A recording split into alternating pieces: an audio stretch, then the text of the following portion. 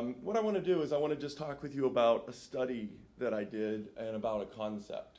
And the concept seems pretty relevant listening to John because we're hiring a lot of people here. And when you hire these new people, it turns out the first month is really important. How many of you are here, let's say only a month? Anybody? Good. So we have a live sample. Let's go to our studio sample if you don't mind. What I'm interested in you doing is this working? No, I think it's I'm going to do it anyway.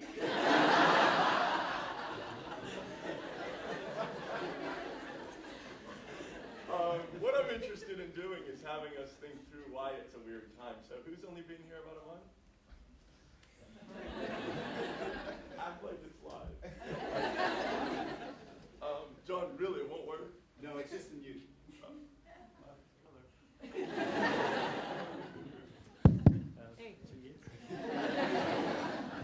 All right, so what I'm interested in doing is having us just think for a moment about why, when you first arrive at a new place, it's weird. Well, this helps.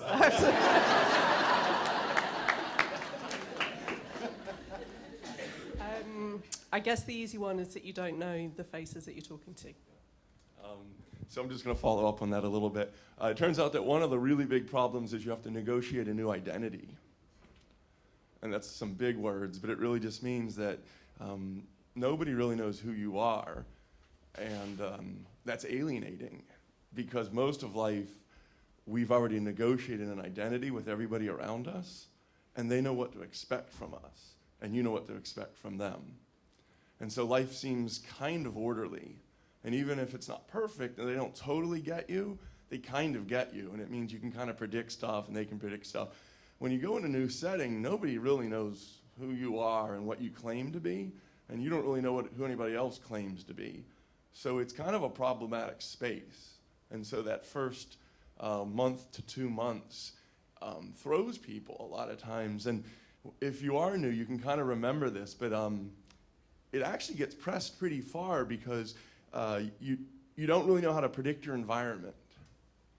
So it's an interesting and somewhat alienating process sometimes. So that's one thing. Who's another person, if you don't mind? It's only been here about a month. Yeah, see, now I'm not going to get any more takers. But look, she's... anything else that's kind of interesting when you're...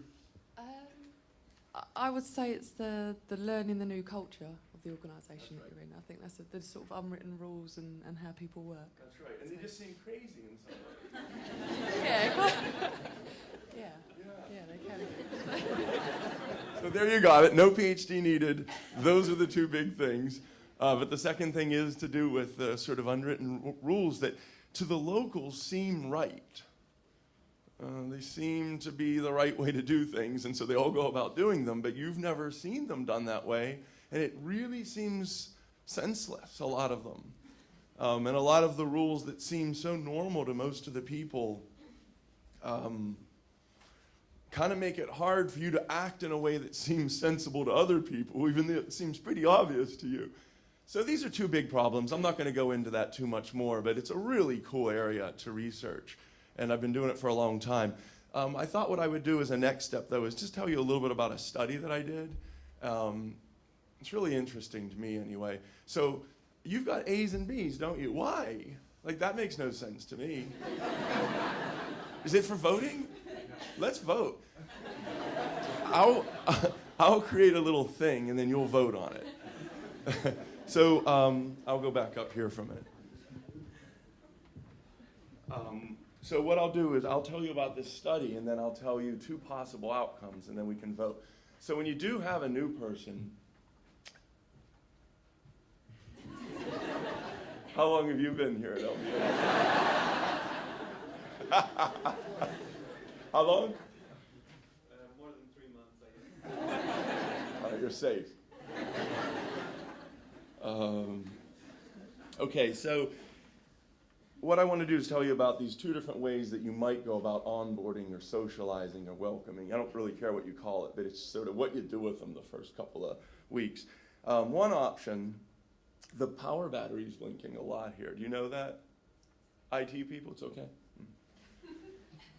One thing that you could do is that first day when they arrive, you could tell them all about the values of the organization and what you stand for.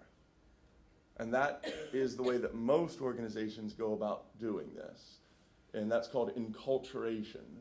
And it's a way to help them ease into the way we do things around here and give them a packaged way of viewing the world and understanding behavior and predicting policies and so on. It's really normal, and really good organizations have very structured ways of sending out messaging about who we are and what are our values. Another very counterintuitive way to do this, which I have not yet found a firm doing, is to instead ask the opposite question, which is, who are you when you're at your very best? So you literally, as an employer, would ask the new person, when you feel most alive, what are you doing? And when you're operating at your peak, what does that look like? So we developed a study to test this. We got into this company called Wipro, and it's a company in India that basically does business process outsourcing. If you bought a new printer from Hewlett-Packard and it didn't work right, and then you called up the helpline, you thought you were calling Texas, by the way, somebody with a seemingly American accent would answer, but they'd actually be in India. And they'd have been kind of taught to lose the Indian accent and to act like an American. It's really painfully psychological because they have to give up their identities and so on. And they have to kind of act like somebody they're not. But anyway, these people, maybe not surprisingly, don't like their jobs very well. And so they were quitting often after 2 months. So they'd spend 2 months training them, and then they would leave within 2 months. So they were having to rehire their whole workforce about every 4 to 5 months. So horrible. Yeah, okay, I can do that.